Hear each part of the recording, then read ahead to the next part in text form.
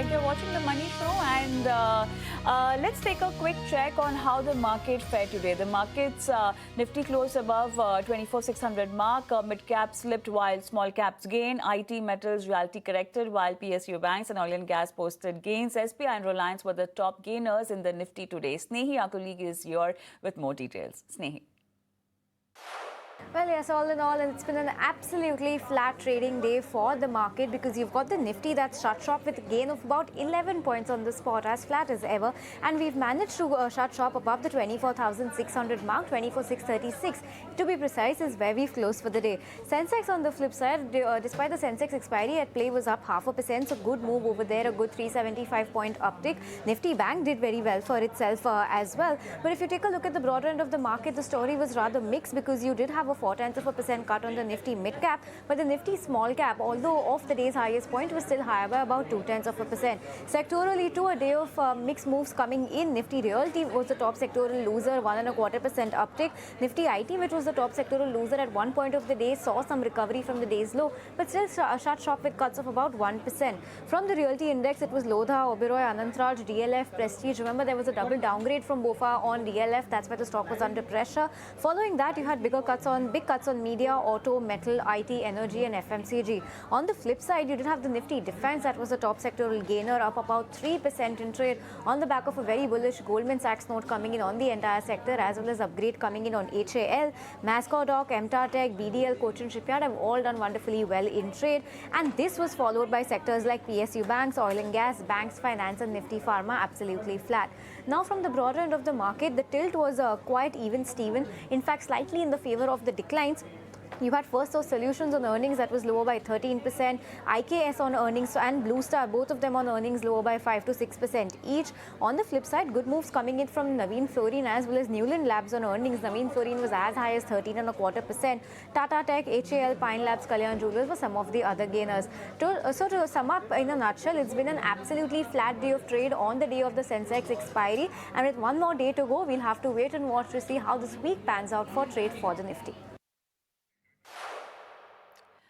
All right, so that was about the markets, but let's shift focus on the Money Show. And Shweta Jain, our expert, is there with us live. We'll be answering our portfolio queries and helping our viewers navigate their investment decisions aligned with their financial goals. Shweta, hi, good evening, and welcome to the show. Very interesting set of questions today, Shweta, we must say, ranging from mid-20s to, their late 50s, wanting to plan the retirement. So let's begin with Priyansh Shah's question. Shweta, he says he's 25 years old and he's investing in a couple of funds. He's been investing in Motilal Oswal Gold and Silver ETF 6 months ago. And since the time he's invested, I think it's down almost 12%. So he's confused about gold and silver as an allocation in their portfolio. And, he says that there has been near record highs. Now what to do and how to go ahead. And he also wants to know whether ETF is the right way to go because it's underperforming, or he has entered in the wrong time. All right, Priyansh, I really wish you were there on the phone call with us. We could have asked you so many things apart from gold and silver. Are you also investing in equities? But, on behalf of Priyansh, Shweta, can gold and silver, I'm not asking about whether you enter it by ETF or a mutual fund, can gold and silver be your first investment? It can be. Okay. It's usually something that women prefer. Usually, if you see physical gold or physical silver, that's something that people do prefer from time immemorial. Gold has been a safe haven, but with the options that we have today, I would not recommend gold, silver to be your first options. Also, the kind of volatility gold and silver has seen in the last year and a half, I would definitely not recommend that. I would recommend equities, large cap funds as the first investment. It could be a passive fund, it could be an active fund, but something that is for long term. Then equity funds as the first investment. You get diversification, you get small amount. I mean, if you have to look at gold and if you have only 1,000 rupees to invest, just as an example, it may not give you any diversification, but in mutual funds, you will get enough and more diversification even for the 1,000 rupees. So I think that's the better choice today. All right. So, in the meantime, we'll also give us some information on the gold prices, which are also seeing an upside. But having said that, can a multi-asset allocation be your first fund because it is diversified? It could be, but Okay. even in multi-allocation funds, multi-asset allocation funds, there are different kind of exposures. In fact, in one of the multi-asset funds, if I were to see last month or the month before that, the gold allocation was close to 2%. So if somebody is thinking, I will get my gold allocation through this fund house or through a multi-asset fund, then they would be mistaken, because here again, your fund manager is taking these calls. It could be very active calls. So I would definitely not recommend a multi-asset fund also, because of the volatility that it sees today. And since it's your first investment, you want something that is giving you more diversification, even if it's in the same asset class. Also with equity, I think it's a known fact now, and people have accepted this, that it's a long-term investment. Even for something like gold and silver, I have seen people enough and more want to buy and sell it within 6 months, thinking this will make money for me in such a short period of time. Okay, so his question, coming back to his question, is ETF the right way to invest in gold? I mean, definitely we've given him the information of how to diversify, and maybe a diversified mutual fund scheme would be a better option. But now, since he's already invested and he's in losses, and also wants to know if ETF was the right decision to enter gold. Absolutely. I think ETF is a great way to invest in gold Okay. and silver, that he said. So, absolutely no issues with the product choice. Allocation amount, I would say keep it at 10% of your portfolio. Don't increase more than that. Doesn't matter how much, how high the returns seem in the short term, but keep your exposure 10%, max to max 15% if it increases. But I think that's about it. Then you're cutting down your risk to that extent. Priyansh, you are recommended to diversify. See, your overall exposure to gold and silver can be to 10 to 12%, but it's important for you to understand that you need to diversify across asset classes, which means you need equity. And since you are just 25, it's important for you to start now to reap the benefits in the later stage of your investment journey. But let's move on. We are joined by Abhishek, and he's from Bangalore. Abhishek, hi, good evening. How are you? Yeah, hi, ma'am. Yeah, I'm good. How about you? I'm doing good. Thank you so much for sending us your question. So, Shweta Jain, our expert, can hear you. You can ask your query. Okay. So, ma'am, actually, I'm 36 years old. Okay, and I have invested in PPF for the last 10 years. Okay. It's more than 10 years maybe, and NPS I started 4 years ago. Okay. So I don't have any mutual fund or something like that. So Sure. what is the so just need a guidance that how can I maximize my wealth? Okay, considering my age till the age of 60 means for that if you can help me out. Yeah. Sure. Is there any investable corpus that you might want to allocate to mutual funds? We'll definitely guide you, but for that, we need some details to give you the right time horizon and the right kind of fund suggestions also, Abhishek. Okay. So you want to put how much amount, whether it is monthly or you want to invest lump sum, and what's the time duration, for this investment? How many years? 3 years, 5 years, or it's a long term? I think you said 60, so it's a retirement portfolio that you're looking for? Exactly. Okay. Yes. All right. Yes. So approximately what's the corpus at 60 that you might want? I want to invest actually per month around 10,000. Okay. Got it. Okay. Yeah. For the 10 years from now on. Yeah. Okay. For 10 years and not till 60? Yeah. For 10 years. Yeah. You can say right now for 10 years. Yeah. Okay. Right now it's only for 10 years. Okay. Great. Yes.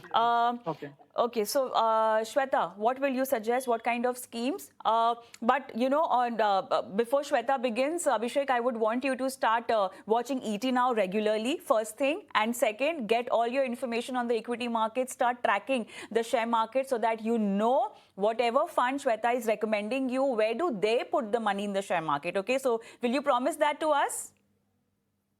Sure, ma'am. Okay, Definitely. great. All right, Shweta, over to you. Yeah, Abhishek, happy to talk to a fellow Bangalorean and lovely weather today. So it's nice to speak to you. Also, I like that you've invested in PPFs and NPS. NPS would have some bit of equity as well. So your equity investment has already started. Mutual fund journey, I'm happy to start with you now. So you could start off with a UTI Nifty 50 or a DSP Nifty 50. These are passive funds which invest in mostly large cap, predominantly large cap index. So you can start off with that. It's going to be as volatile as the market itself. So it's going to be something that you will feel comfortable. And it is for the long term. You could look at an Invesco India large cap fund if you're looking at active. But before you invest in anything, do your research and make sure that you're looking at all options and making sure that even if it's volatile, you're not exiting. And since SIP, it's a great way to invest. You can also look at a Flexi Cap, like a PPFAS Flexi Cap. This will also give you some bit of international exposure. So you could do a combination of these three, or even if it's two, you could do the UTI or DSP Nifty 50 and the PPFAS Flexi Cap, 5K in each, and you're off to a great start there. Just keep your eye on the goal, your 10-year, 25 years, 30 years investment, and make sure you're not sort of withdrawing in between. Keep investing continuously and you will see growth. All right, Abhishek, any other question you want to ask? Yeah. I got your answer, ma'am. Yeah. All right, Abhishek, all the best. If you have any more doubts, do send across your questions again. Let's move on. And Shweta, this is Mr. P. Kannan, and he's from Coimbatore. Long-term mutual fund investor for over a decade.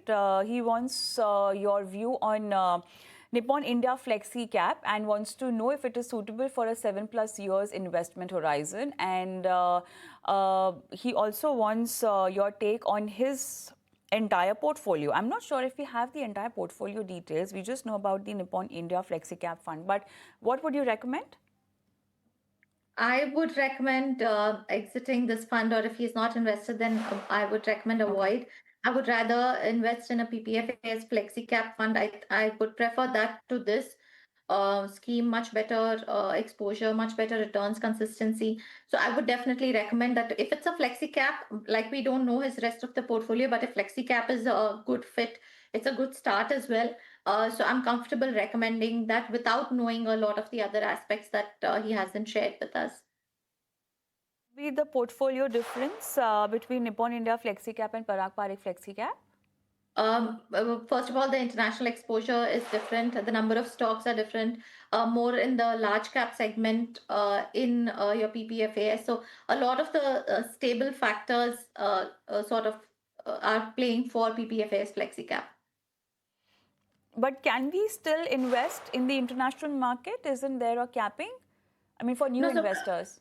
Yeah, for new investors it would be, but PPFAS as a scheme would have that exposure anyway already. So if he's investing in PPFAS FlexiCap, that is something that he would get. All right, so that's the take. Let's move on. Let's take Joseph's question, and he's retiring. He is retiring before 55. Okay, retiring before the age of 55, he says he needs 1 lakh per month from Jan 2027, wants to know whether his mutual fund portfolio can sustain a long-term SWP.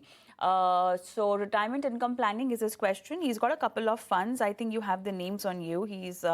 We just have the current value. I'm not sure of the SIP going on, or maybe it's a lump sum investment, but the corpus is almost of 3 crores. All right, so interesting. From Jan 27, he needs 1 lakh per month. Shweta, how should he reallocate his funds, or maybe across asset classes? What are the changes that you might want to recommend? Okay, so this is a little bit tricky because this is a retirement planning exercise. So I would ideally recommend him to undergo like a complete retirement planning exercise. But having said that, just if you see number wise, he needs approximately 3 crores, which he has, to ensure the 1 lakh per month income that he needs to get for at least the next 30 years, provided the inflation is at 4% and the returns from the portfolio is about 8%, with keeping it more conservative. He has 3 schemes, so which is good enough. These are conservative hybrid schemes. So this way he doesn't have much scope for growth, but he also doesn't have much risk. So I'm assuming this is not his only part of the portfolio. They usually people have FDs, they have PPFs or PFs. But if this is the only portfolio he has, then I would recommend some bit in equity if he is comfortable. But otherwise, these three schemes are okay for him to start with. And 30 years is what we've sort of done, which is till the time he's 85. The only other risk is of inflation, which we all know. While inflation numbers could be at 4 to 6%, the real inflation is much higher. Medical expenses do come in. His other goals might be there. So that is why I would strongly recommend that he does a retirement planning exercise and makes sure that he can take advantage of